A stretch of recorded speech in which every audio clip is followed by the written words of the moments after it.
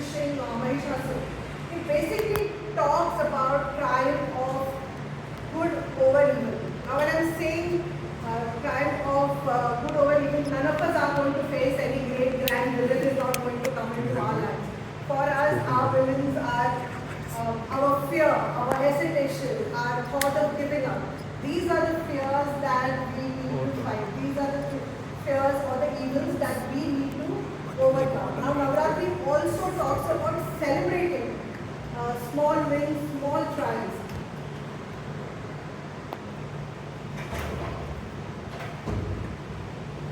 We came up here for an icebreaker speech. That's a triumph. Let's celebrate that. Somebody has been fearful of standing up and speaking, but has come up and given a table topic speech. That's a triumph. Let us celebrate that. That is what, for me at least, what Navratri represents. It represents our small triumphs over our fears, our hesitations, and I hope we are all able to reflect on this through these 9 days and ensure that we triumph over our fears.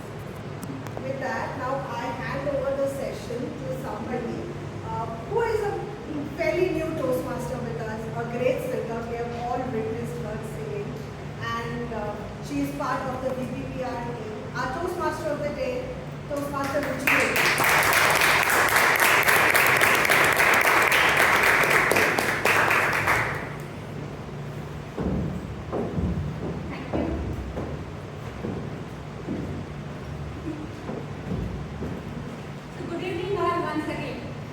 Good evening. My name is Ruchi. I am the Toastmaster of the day for today's theme. So today's theme is intelligence and wisdom. Interesting, isn't it? So we sometimes get confused between what is intelligence and what is wisdom. But after crossing a certain age in our life, we get this absolute clarity what is intelligence and what is wisdom. Like doing your work perfectly is intelligence. But managing your boss is wisdom. In fact, if you lack in intelligence, wisdom can still help you to manage your boss and your situation. But if you lack in wisdom, you are experienced. Normally we say wisdom, intelligence is something we get from birth, but wisdom we gain in our life. We gather after going through multiple failures, multiple success, and so many other experiences of life. So today I want to share one experience from my own life. My daughter is in class 11, and after crossing class 10, we all understand class 11 looks like climbing a hill. And specifically that is the age when there is hormonal change, social awareness kicking in, you start getting the opposite gender attention, a lot of curiosity, and of course a lot of pressure of studies, grades, unit tests, marks, etc. My daughter is also going through all this, and a couple of months ago she had a breakdown. She came to me in tears saying she couldn't handle the science stream anymore. There was a dip in her marks, and she was struggling with the confidence. Me as a mother, I tried to console her, I hugged her, there was some other daughter chit chat, and then between those talk, I tried to explain her, a little stress is good, it gives you a cake, it motivates you, etc. Then I started looking towards my husband because I was looking for his contribution. My husband came into the picture. He started with big narration, big theories, big names, motivational speaker, although I was surprised because I have not seen him reading something. I think it's okay. Then he came to the point. Look, even if you get 100% of marks, still you will not be able to navigate your life within this thing only. You would need extra skill, you would need extra feature so that you can live a successful life. And that is called wisdom. And how you can get that? He continues. You have read in your history books, there are rulers, kings. Although their primary job is to rule, but they were never trained only in war skills. They were taught music, literature, poetry, poems, dance, craft, almost every aspect of human development. Why? Because in life they have to deal with multiple situations, they have to deal with multiple people. Where merely intelligence will not succeed. You will need extra skill. So he told her think like a team, where you should not think only about your marks. You should focus on your overall development. Me and my daughter both were listening to him silently. She was little relieved for that day, that moment. I was slightly impressed. I was looking towards my husband. Then gradually my facial expressions started changing. He's the same person who argues with me almost every day. For a moment our eyes connected. He was smiling. I saw him. It was not a simple smile, it was some fishy smile. I thought about it. Then something struck my mind. He doesn't read books. He doesn't do anything. From where he got all those big names and etc. He was again smiling. I was about to ask him, but before I could ask anything, he immediately used his wisdom and disappeared from the situation. I moved towards kitchen and announced from there, ladies, I'm making wonderful coffee, so let's join in 2 minutes. This is the first step.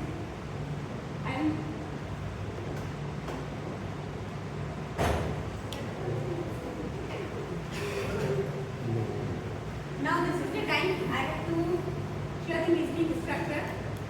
Specifically for the guests.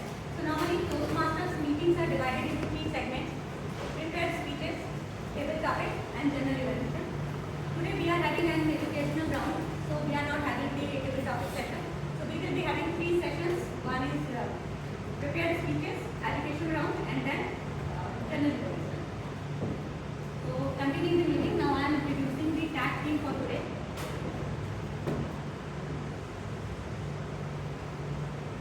First, I would like to invite timer of the day.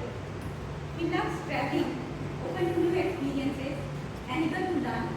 He looks forward to growing, building connections, and supporting others on their learning journeys.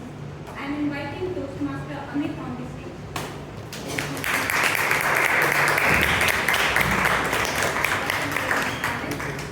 So, before you start your role, describe your role, I have one simple question for you.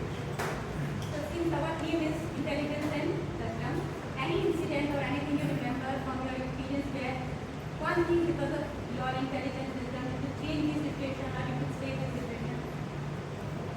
A very difficult question, but I'll tell you one incident. So I'm from a hill station called Dharamshala, and I was actually driving along with my friends in the hills.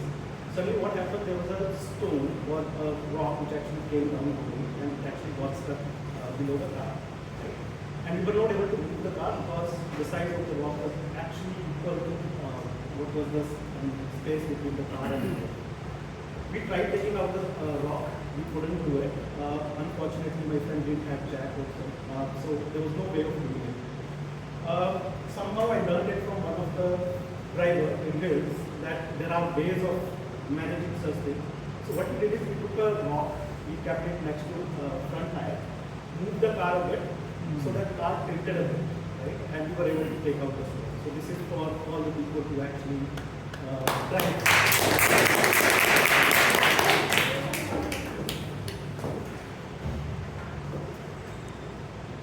Good evening, Toastmaster of the day, fellow Toastmasters and guests. I am Toastmaster Amit Kumar and timer of the day. As a timer, my duty is to time the prepared speeches, table topics, and evaluations. For prepared speech, the time allocated varies as per the project and will be stated by the evaluator. For instance, for an icebreaker, the time allocated is 4 to 6 minutes. For table topic, the time allocated is 1 to 2 minutes. For evaluation, the time allocated is 2 to 3 minutes. Speakers must meet the specified time limit to qualify for the awards at the end of the meeting. I will display the green card at the minimum qualifying time, yellow card at the midpoint of the qualifying time range, and the red card at the maximum qualifying time till the end of the speech. For prepared speech and evaluation, the speaker has 30 seconds grace before the minimum qualifying time and after the maximum qualifying time. For table topic, there is a grace of 30 seconds only after the red screen is displayed. All speakers who continue to speak beyond 30 seconds grace will not qualify for the road. I will report the time taken by the speaker when called upon. Thank you, and over to you, Toastmasters.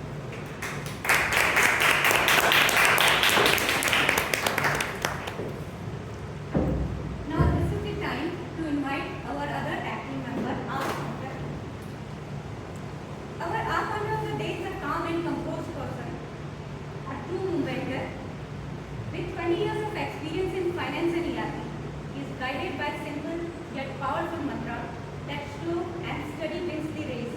I would like to invite Toastmaster Vikas to the model.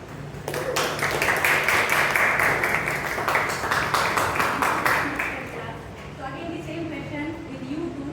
So any situation you have to, if you want to share that. So I have a similar situation, but we weren't moved to the rock.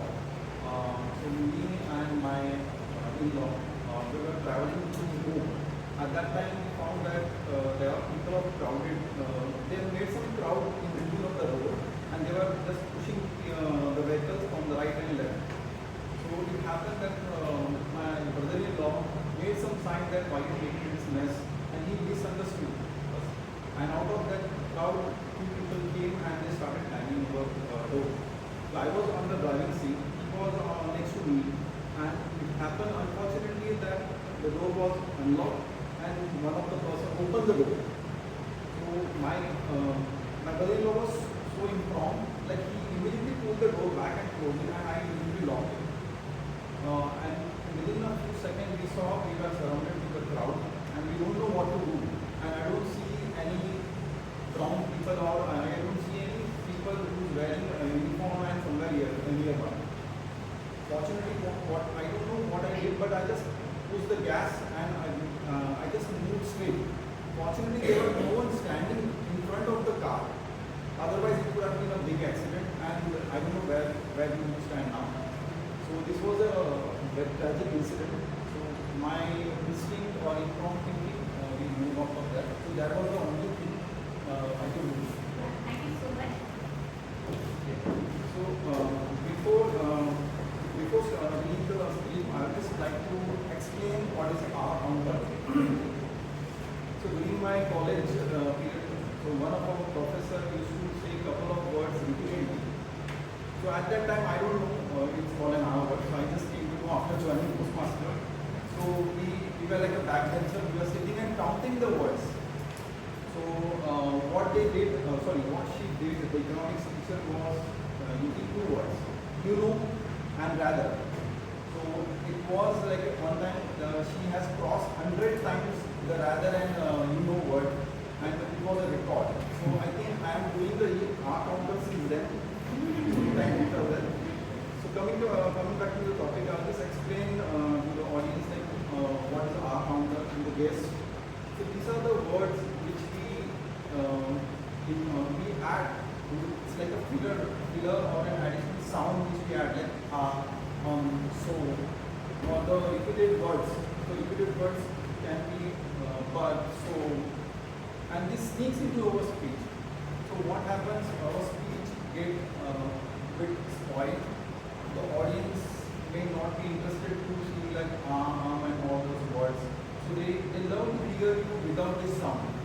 And we here at the Toastmaster we encourage by explaining you or making you, the count is just for the information, but you will improve your pauses and and other counters. And I will suggest you that instead of those filler words, you can take a small pause, think back what you want to say next, and then continue. So by this, I will just read out the script.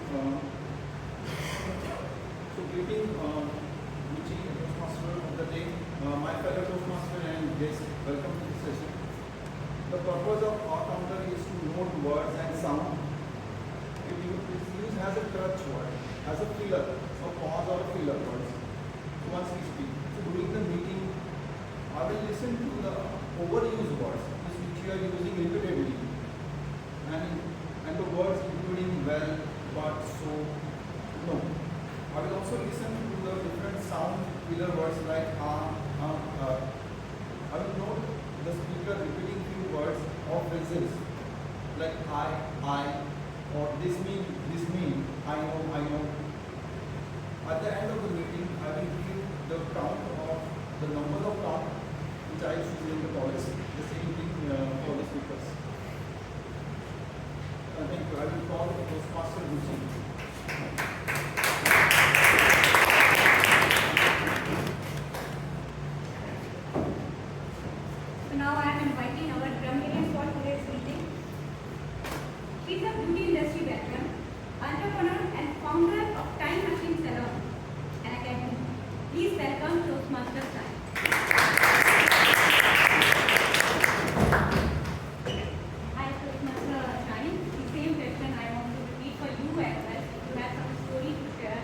some incident to share. Not many wise things I've done in life, but I've always learned from my mistakes. So I think learning from the mistakes is the wise thing that I do. So I make a mistake, I learn, and then I never do it again. Thank you. Good evening, Toastmasters and guests. Good evening. How many of you all have seen the movie English English? Everyone. Yes. And if you all remember, in that Sridevi asked a very interesting question to her teacher. Why is India not the India, but why is America the United States of America? Do you know the answer to this question? Good question. Sorry? United States. Sorry? United States. That's the reason. Okay. Frankly, there are a lot of things. Yes, you want to say something? There is a rule. There are two countries where we use the, that is the United States of America and the Europe, I guess. United Kingdom, that's correct. That's the only two countries. There was a joke there said by the teacher, these countries are renowned and financially sound, but I don't know the exact reason why we call it. Yes. Frankly,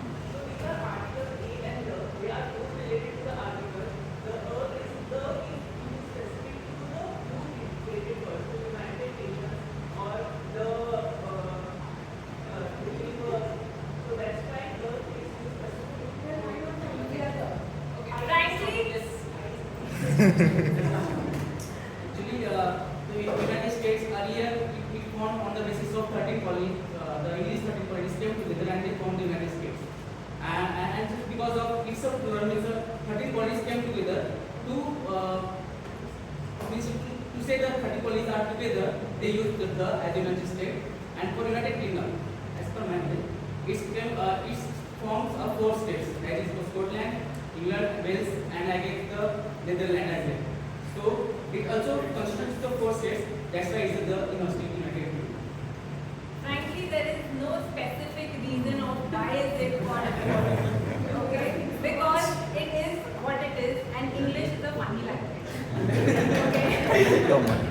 So as a graduate today, it is my responsibility to pay close attention to all speakers and also to take a note of any inappropriate use of language, and also I will keep a note of any good usage of language, quotes or words.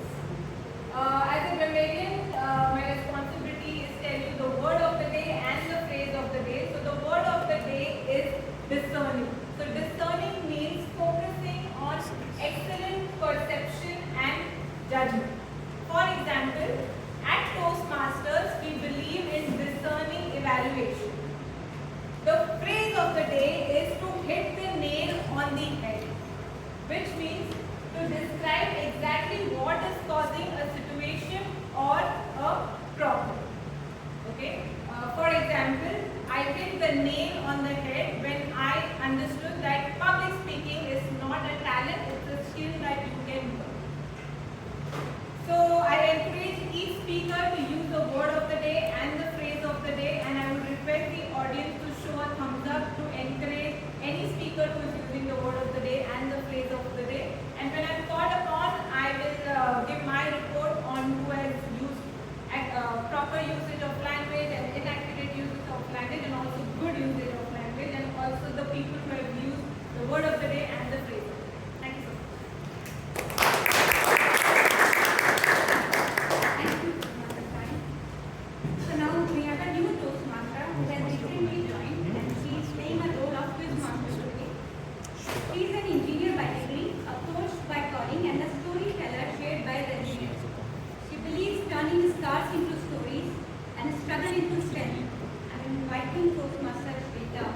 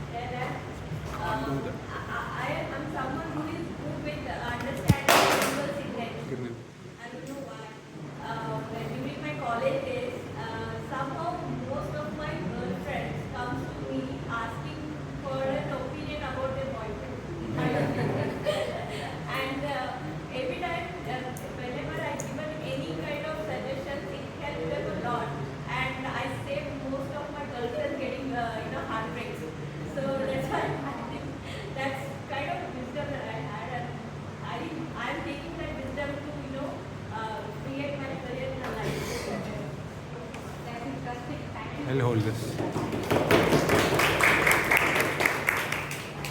Quizmaster. Greeting Toastmaster of the day, fellow Toastmasters and guests. I am Toastmaster Shweta and I will play the role of a Quizmaster for today's meeting. The role of the Quizmaster is to listen intently to everything that is said during the meeting and to create 5 or 6 questions to ask the audience. These questions are intended to test the audience listening skills. The role provides the opportunity for all the meetings to actively participate and test their listening skills. I will ask these questions at the end of the meeting when called upon by the general evaluator. Thank you and over to you. Thank you so much.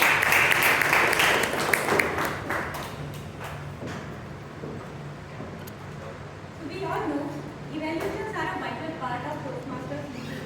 While we practice it on regular basis, today we are having an educational session to make our evaluations even more effective and constructive. To lead today's education session, we are joining by a distinguished Toastmaster who has spent over a decade in building digital platforms and mentoring teams. He is not only a seasoned product leader, but also a sports enthusiast, a foodie at heart, and above all, a consistent learner. I would like to invite distinguished Toastmaster Pramod Mohandas on the stage.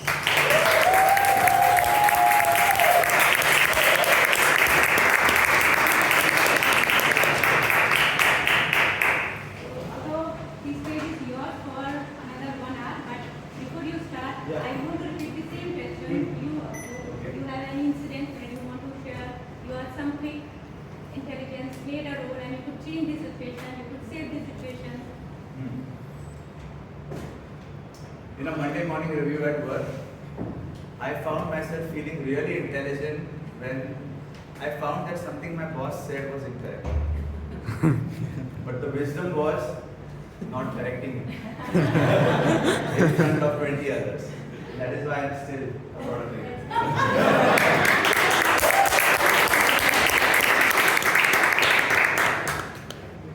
Well, good evening, everyone. Good evening. How are you doing today? I see all of you smiling, and when somebody is on stage trying to share something and you see an audience smiling, that makes your day. So thank you already for being an amazing audience. So give yourself a round of applause.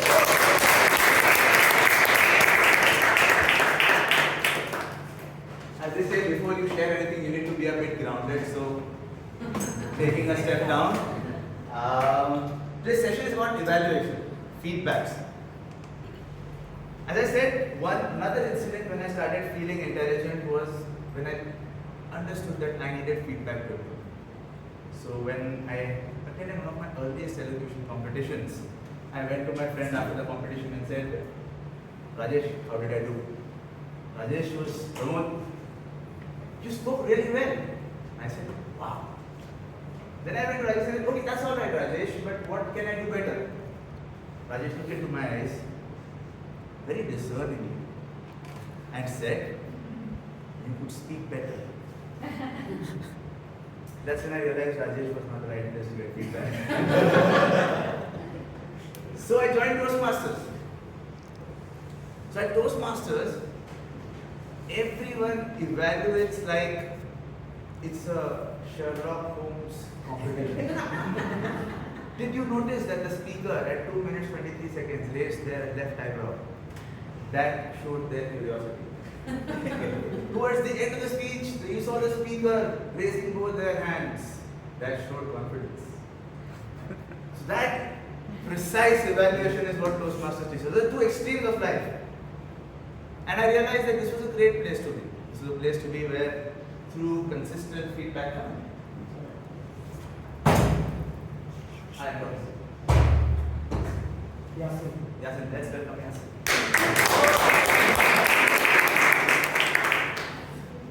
Yes, I thought Toastmasters is a great place. You can meet great people who will give you candid feedback, tell you when to raise that eyebrow, when not to, etc. Give good speeches. And then comes the Toastmasters evaluation contest. So at Toastmasters there are different kinds of feedback. So one kind of feedback is the one you heard, where somebody says, basically, I feel I don't know, half counters. The grammarians may say I'm heighted. Shane will kill me later saying, that's not right English. Then there is an evaluator, a speech evaluator. When you come on stage, you deliver a prepared speech, and the evaluator is very keenly observing you. And the evaluator post your speech in the third session, which is the evaluation round of every Toastmasters meeting, tells you what you could have specifically done well in the speech.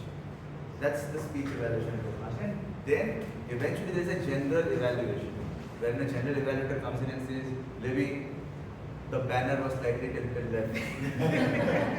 You should have made it better. So the general feedback. So three kinds of evaluation. Generic evaluation on quirks of public speaking, including grammar, counter, etc. Specific evaluation for role players and prepared speakers, where somebody comes and tells you, and then a general evaluation for them. That's total. In today's session, something that we're going to cover is a very constricted viewpoint. We're going to very specifically cover in Toastmasters when there is a speech evaluation contest. What are some good things that we can do, and how do we as participants make the most out of this experience?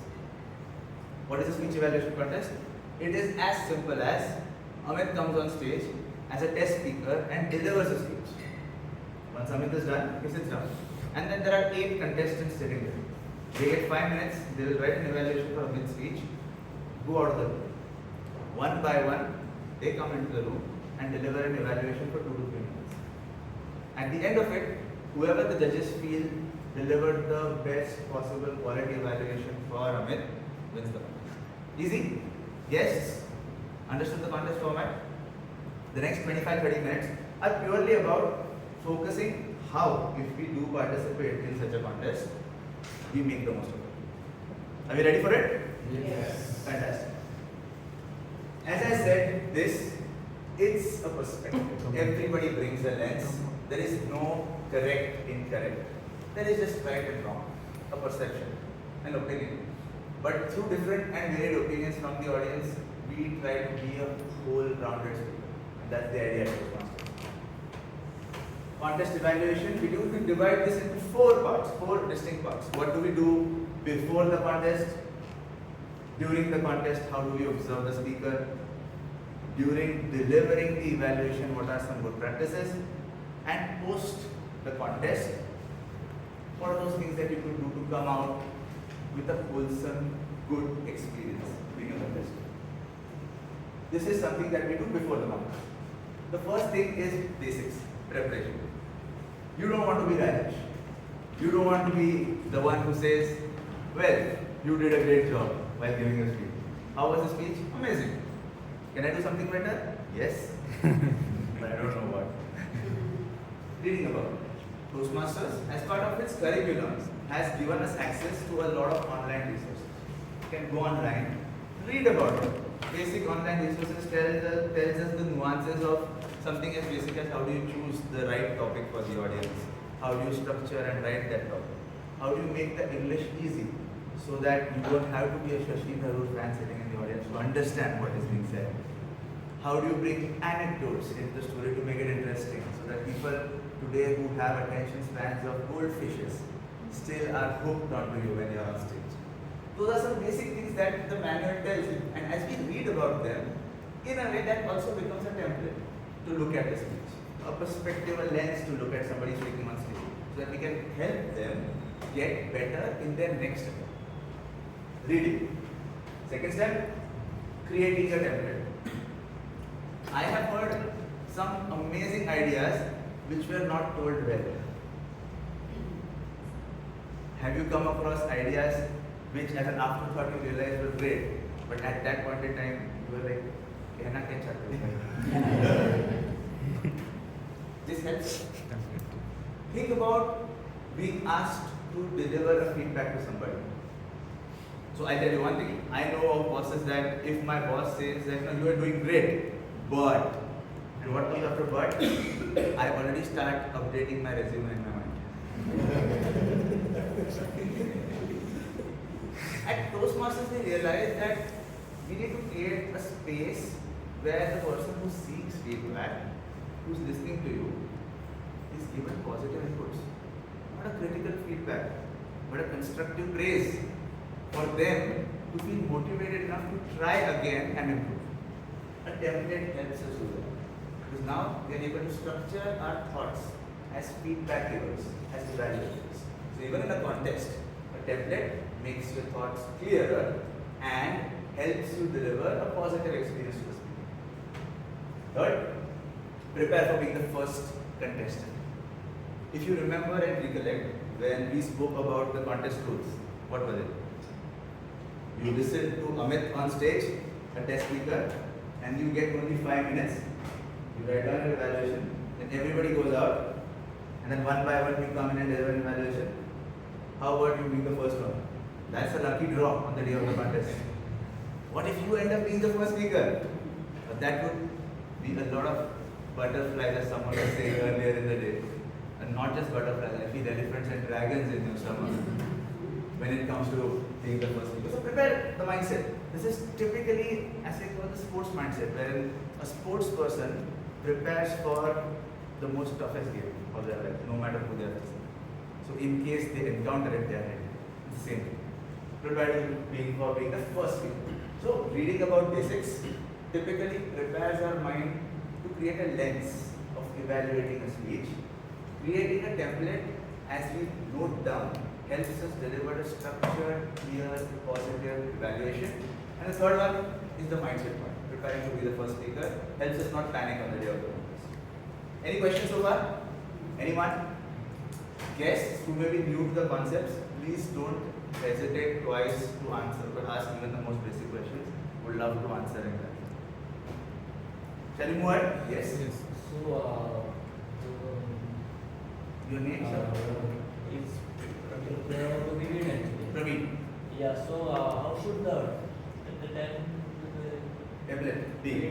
Yes, I mean, What makes you comfortable? So typically at a contest, the template is you commend somebody, then you recommend, but in the contest you summarize towards the end. So why commend and then recommend? Remember when we were kids, before we got the injections, the spirit before the syringe, that is the commendation. Tell you what you did great before we poke you with the feedback. That's the idea. Structures are yours, whatever makes you comfortable. But that is something you need to clearly work. Anyone else? Any questions? Yes, go ahead. When you said you have to prepare for being the first speaker, what additional preparation should you do for being the first speaker? Because we are just like Gathering your thoughts, structuring them in 5 minutes.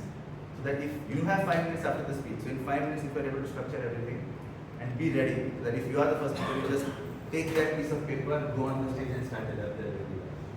That is the way. Alright, can we move ahead? Yes.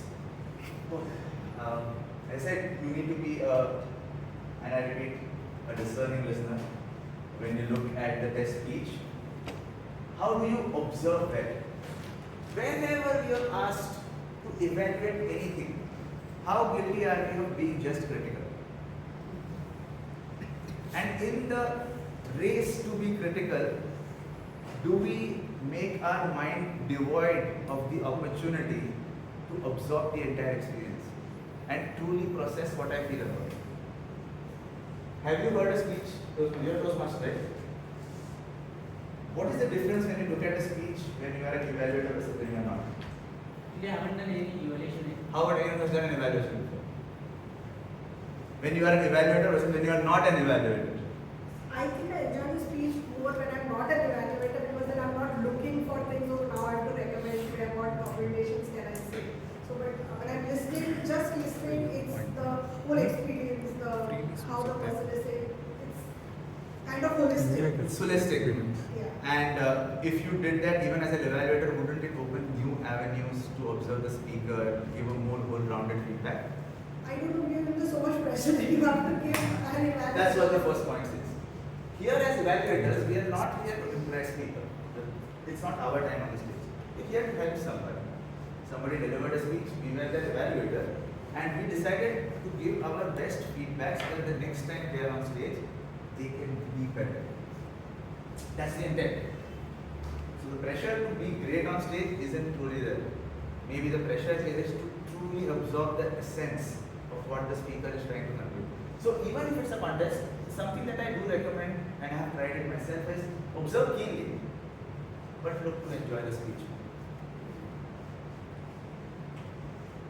Make bullet points, avoid detailed write-ups. I was at a contest once along with a fellow evaluator, and he was making notes. By the time I had filled half my page, he was asking for extra supplements from the judge. Almost like copywriting the speech. But in my experience, what happens is that if the speaker is telling you he was in Germany for a conference and you start writing about Germany, by the time you finish writing about Germany, they are discussing Tokyo. And you don't know how they got there. Because I was writing about Germany. So we compromise listening when we write. Is that the true essence of evaluation? You need to listen. So the idea here is to balance it. Just write bullet points, keywords that you can refer to in the 5 minutes after the speech to detail out. Just enough words so that you don't miss what is being said on stage, but you can come back to and recollect what it was about. That's the idea.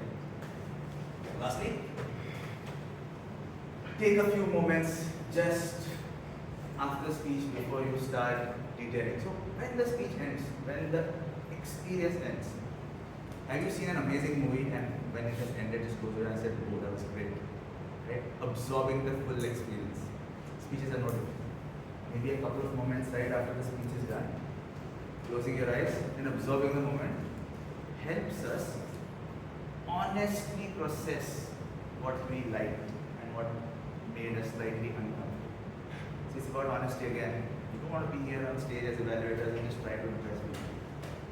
It's about honestly giving somebody a feedback to improve, isn't it? That's the idea. Helps us truly process what we felt. Yes, please go. So, it's not really about evaluation per se, so how I am looking at it. Like, if we see a picture completely, if Yeah. I'm doing a photograph, if I see in full, I will see the surface level thing, and my notice will not go into the deeper level of thing. But if I have to give something, I have to, give the detail, I have to segregate it, I have to divide it, and I have to focus it. But you are saying when the process of evaluation going on, if I'm engrossed into it, if I am engaged into it, I have to provide the feedback, then the kind of enjoyment is missing. I feel, though I have not evaluated till now. We'll but miss the I'm- enjoyment. Yeah, I think we miss the enjoyment because, because we are in the focused approach. While when we are looking into segmented approach, we are looking into detail, we are going into micro level. But when we are, like you give example of movie, I'm watching the movie, and then I said, "Kuch achi thi achhi thi, wo achhi nahi tha," but overall movie was good. This was very simple kind of feedback. I can't give the detailed feedback, constructive feedback. Yes, but if and when you see enough movies, even in your first evaluation, you are able to give a bit of detail. You see acting, you see ye kara tha. That's what Toastmasters is. You do enough evaluation, right? Even with that first observation, you start observing people. And that's practice. Of course, we may never become Sherlock Holmes. You go to the nth level of detail, yet with constant practice, even with that first glance, we start observing things. And you know what helps even? When you study deeper resources, like what does it take to be a better speaker? What are those parts of the speech? Subconsciously, you start capturing it because you have also upgraded your knowledge of whatever speech is. That is how it works. Right? Any other questions here? Anyone? Shall we move ahead? Fantastic. Oh, this is the important one. Giving the evaluation, so delivering your evaluation. How many of us have seen evaluations where somebody comes on stage and said, "Your speech was amazing. I really had a great time." That's it. Great body language. Amazing vocal variety. I loved your conclusion and message. That's it. Have you seen that? Have you heard it? You will. And that's great. As I said, the approach to an evaluation, at least at the Toastmasters contest, is you commend somebody for the good things that you found in their speech. Then you recommend them on what they could do better the next time. And third, you summarize so that anybody who's listening to you has a recent recall of the entirety of your evaluation. That's summary. When you recommend, though, it is when recommend do it is there is a subtle difference between flattery and recommendation. Flattery and commendation. A subtle difference. Flattery could be your amazing. Commendation could be, I saw you smiling throughout this speech. That made me feel so positive to see you on stage. That is the difference between commendation and flattery. So at Toastmasters we try to focus on commendations, not flattery. Subtle difference. And slightly difficult to practice because when we are asked to evaluate someone, we only focus on क्या बेहतर हो सकता है, what can we improve. We want to just skip through the good parts.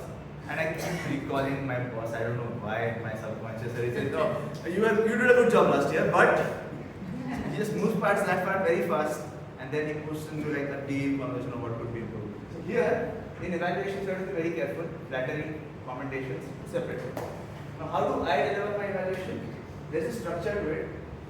First 20 seconds, we're talking about what connected me to the speaker. Why is this important? At a speech contest, what tends to happen, and we're talking only contest here, but generally as well, you could do this. What tends to happen is that most of the time, the speaker has never interacted with you. I don't know him. We have never socialized, we just don't know each other, and you are on stage and I'm on the come on stage and tell you what to do better. It's a bit of a disconnect. There is no establishing common values or common connection. In a contest, you ready? Come in. Please. You are? Nilufar and Kanjika. Kanjika and Nilufar. Let's give them a round.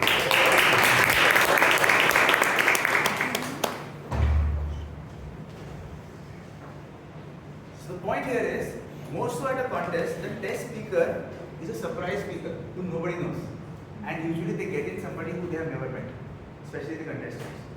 So imagine if my purpose was to give you the best evaluation and you feeling really good about it. And you're like, who's this guy? You never met him. Why? How can you even take his feedback, right? Establishing connect helps. So when somebody speaks about a topic that I like, they spoke about biryani. I love biryani. But you know what? I love the biryani too. So when we spoke about biryani, those 7.5 minutes were pure bliss for me. I was interested because I love biryani. Someone spoke about a bike ride. I love biking. So I was again intrigued. So it could be the topic. It could also be I also love blue color, nice shirt. Anything that connects you with the speaker. That establishes the connection. To the speaker, to the topic, etc. Yes. What if there is nothing that is good to connect? Oh, just tell me. There's one thing that I could immediately spot was the smile on stage. This makes me feel happy. A connect. Something that tells you that this is something you did, I approve of or I connect with. And then begin. That is what this is. I was giving very specific examples of choices and likings, and it could be as simple as I wish I had your presence also. Connect to your speaker, 20 seconds, 2 sentences, and then jump on to commendations. And as I said, no flattery. The what and the why. The what and the why. Here, you said just 75 seconds. So you'll be able to give 6-7 sentences at most. Now, why is this important? Even in real life, it trains us to give sharp feedback. Sharp yet honest. Sharp, honest, yet something that feels detailed and specific. We haven't really been trained to give feedback. So we end up explaining feedback until somebody nods saying, I understood. Keep. This trains us. Sharp. What? Why? That's it. Then you transition, 10 seconds. At Toastmasters, simple transition. Let us make you a great speaker from a good speaker. Some recommendations. So how about I make you from a star to a superstar? It could be a contest. So if you want to have fun as evaluators, which you should. If someone spoke about biryani, you would say, now let me tell you some secret spices that can take your biryani to the next level. Or if you're talking about a bike ride, let's see how we can oil your bike better for the next big adventure. Transitions, simple transitions. Makes it peppy. And as I said, right, you need to make the speaker slightly feel light in their mind before the feedback goes in. Yes. The target speaker, like they'll be assessing the target speaker, right? Yeah. Yeah. During that, during their evaluation, target speaker is going to listen that. Yeah. Sitting right in front like you are. Absolutely right. And we come to that as well. So transition to recommendations. How many times you had recommendations like Rajesh gave me? You can speak better. 10 minutes. Or speak more. Or be more confident, man. On stage. How? Tell me how. That is what Toastmasters is. And again, here, more so. When we give feedback to somebody, hey, don't mind that. I'll give you feedback. Okay? Don't we do that? We are a bit defensive. And then we keep trying to make it easier, over-explain until someone says, please, it's enough. The board. But at Toastmasters, we learn our intentions is clean, our intentions is genuine. Tell them what could be improved, where it needs to be improved, and give an example of how. So instead of saying, your conclusion could have been stronger in the speech, tell them your conclusion could have certainly recalled the specific purpose or the intention of your speech to reinforce the message and then close. What? Where? How? So it reinforces the message, where in the conclusion, how do you do it? By recalling what was the specific message of the speech. That is a good recommendation versus a recommendation which just feels like, as I said, I got from Rajesh. Summary with key points. In a contest, there is a ballot. So, now it's a contest, right? Not a generic Toastmasters meeting, but in a contest there's a ballot which says there's 15, so 40 marks for analytics, so how well were you able to assess the speech, 30 for recommendations, quality, 15 for technique, the structures that you question, right? What's my technique of delivery, and 15 for summary. If you don't summarize, it's like you're being evaluated out of 85. So, if you are in a contest, very, very highly recommended that we summarize. Are we clear? In a normal meeting, general meeting, the method is not CRS, it's CRC. So you comment, recommend, and you end with a commendation, something that you like, something it's your positive take. That you're very charming on stage, or this is just one confidence that you stand out, maybe you seem to be so well prepared. Just one commendation towards the end. But in a contest, it's summary because that's how you get scored. Is any questions here? Yeah. And that is I. By giving recommendation, so you're giving say one or two recommendations. Yeah. Speaker is listening to you. He shows certain facial expression. He's not liking your recommendation. So how do you deal with that kind of situation? It will be in the next slide when you go and clarify yourself. At that point, don't say, hey, don't make that face at me. Don't confront them. Absolutely not recommended. Well, I've seen a lot of people, a lot of speakers, while evaluating their speech, maybe they don't have any facial expression, and at that time, I'm like, I just feel that. It does happen. It does happen. There is a profound concept where what you know about yourself versus the world knows about you and you don't, right? In speeches, the feedback tends to happen. We know certain things about me, but then there are certain things that come out which only an observer can tell me. So at that point in time, my natural reaction will be, okay, what are you even talking about? So what helps is if you can kind of break it down here for them to understand. Then typically just tell them that you could have been more confident. Maybe break it down. That could maybe help them absorb the feedback. And then, of course, you go back and clarify and we'll cover it in the next section. That's it. Yes? Something connected with that. What we see, speech, person who delivers the speech, Yeah. he follows a body language. Yeah. He will be making eye contact with all the audience, and he will have a gesture for his body. Yeah. But what about the person who is giving evaluation? Should he focus only on the person who has delivered the speech more, or with the all of the audience? But that's a very good question. I was going to come to this point and I'm glad you brought this up. We need to zoom out. So even if we are evaluating, we are speaking on stage. So the basics of speaking on stage should follow. So you should also practice two things. One will be in your body language where you actually look at folks, and second will be in the content. And Raghav, let's welcome Raghav. So two things. One is the body language, so that you kind of try to make eye contact, and you know those techniques like you do like a Z shape, like with your eyes, not with your neck. While you just turn suddenly. The second thing, which is crucial, is shuffling between first person, second person, and third person. So if I am evaluating Shine, I say Shine, what you can do better. And I don't say Shine, Shine, Shine, Shine. It's overwhelming for Shine. I say what you could try. Also, what the test speaker could try. So I'm kind of doing it first person to Shine, then second person by you, and then third person by looking at you. So what the person that the tense of the person that you use when you speak, as well as your body language, are two things that you can show. Yes. So the first point, what connected you to the speaker? Yeah. So I was in an evaluation, the speaker was saying something about spacecraft and something. It just went out of my Yeah. So how do we connect? Oh, wonderful. You tell I just don't know about this topic. So I want That's okay. It's your curiosity. But did you understand what they said in their speech at least? Some part. But I'll tell you one amazing thing, okay?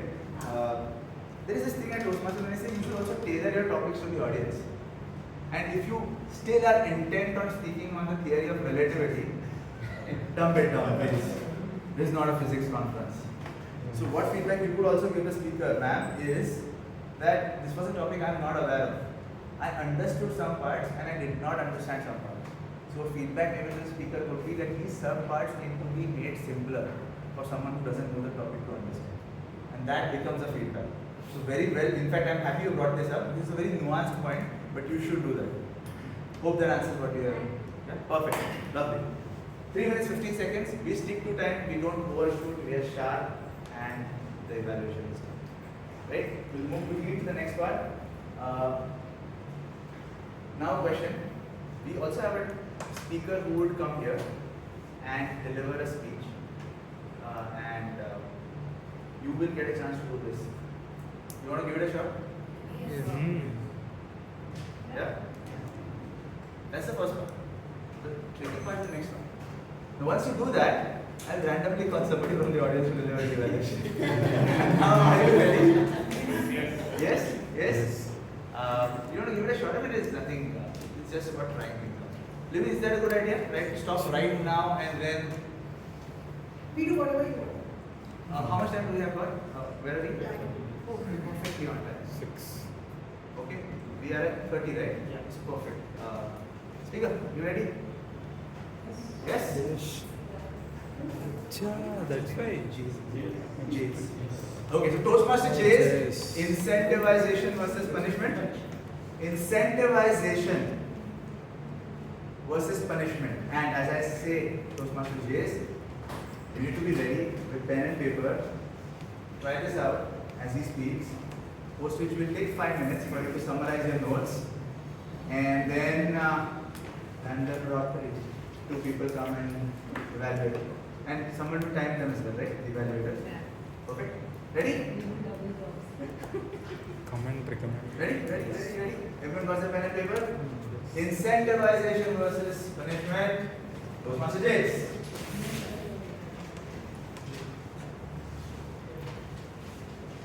Good evening. If you want, you can stand on.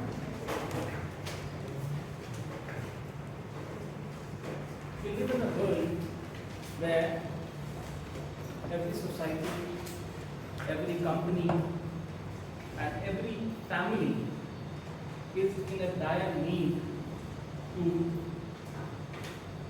make the people around them behave the way they should behave.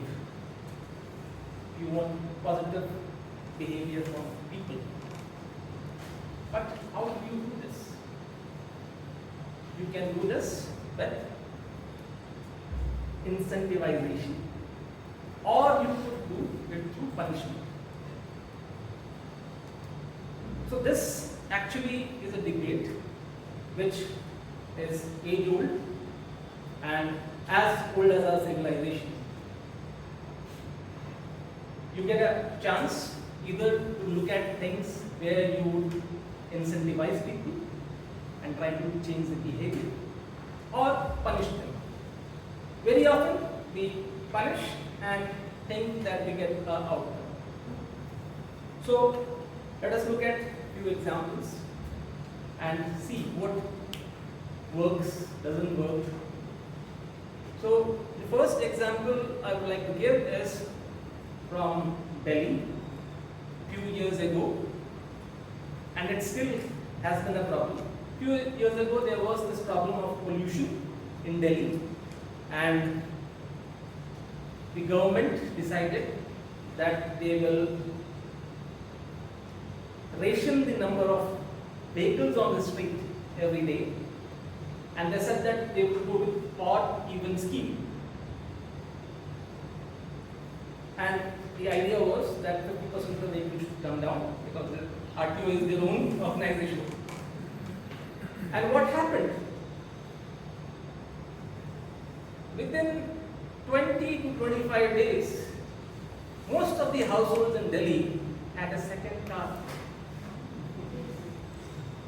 People bought second car. If they had an odd car, they bought even car. If they had an even car, they bought odd car. New car sales were like higher by almost 3-4 years level, and second-hand cars were like on the historic peaks. People were getting cars from Bihar, Bengal, and selling it in Delhi. So it backfired. We tried to punish or bring compliance, and ended up with people finding a loophole. More sales. Then the government changed its gears and thought they would hit it bang on the head, the nail on the head. And what they did was, they said we'll incentivize. And they gave tax soaps for electric vehicles. They gave free charging points.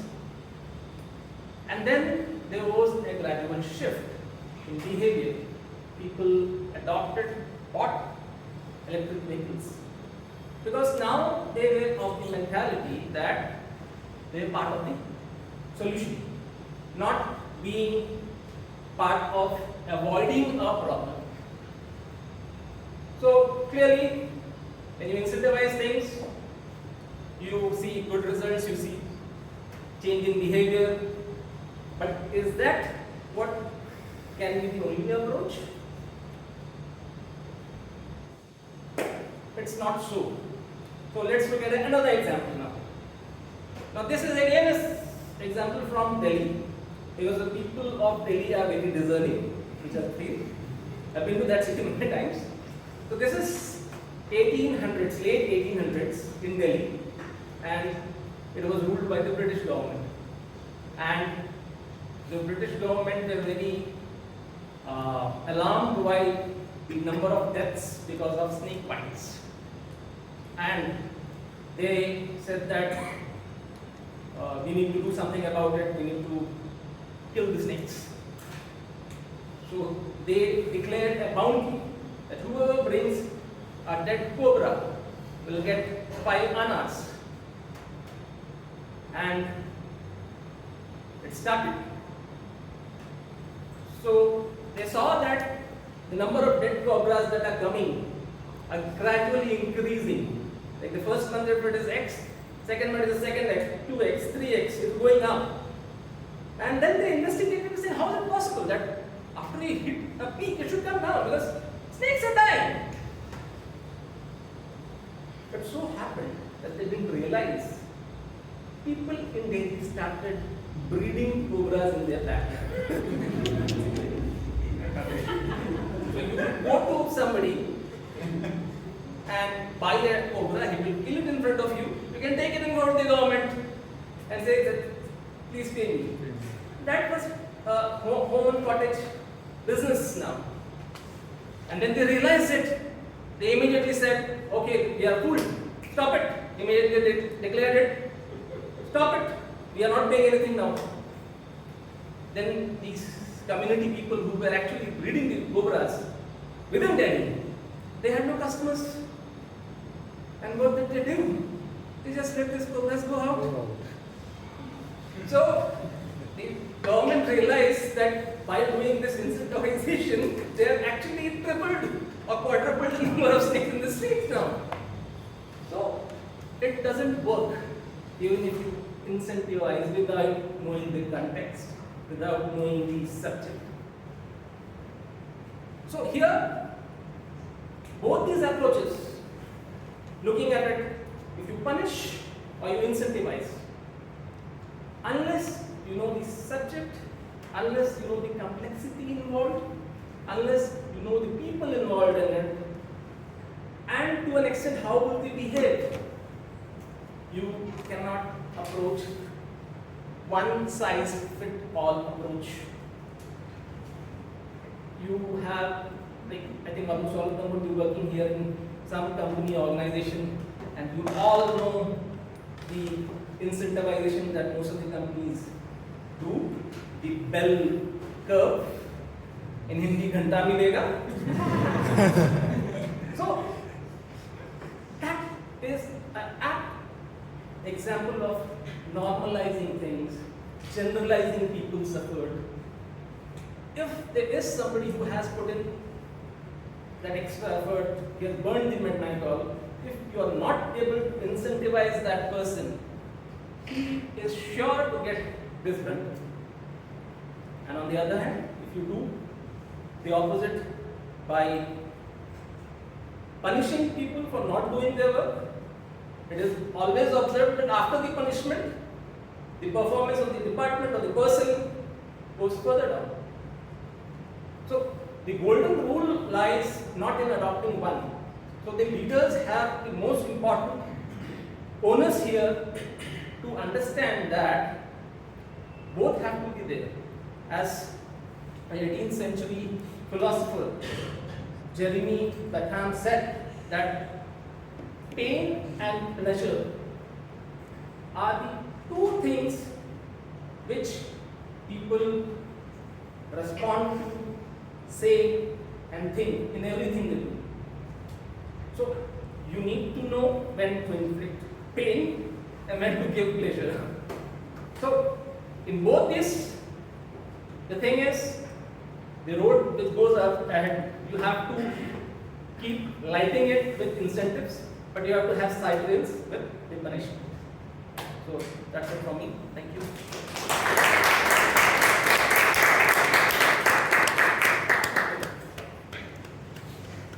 Thank you, Jace. Thank you for volunteering to be an amazing speaker. We'll have 5 minutes now. 5 minutes to make and detail our notes Break. about the speech. And post that, we will do the lucky draw. Who comes present? Break. Right? 5 minutes. Incentivization versus punishment.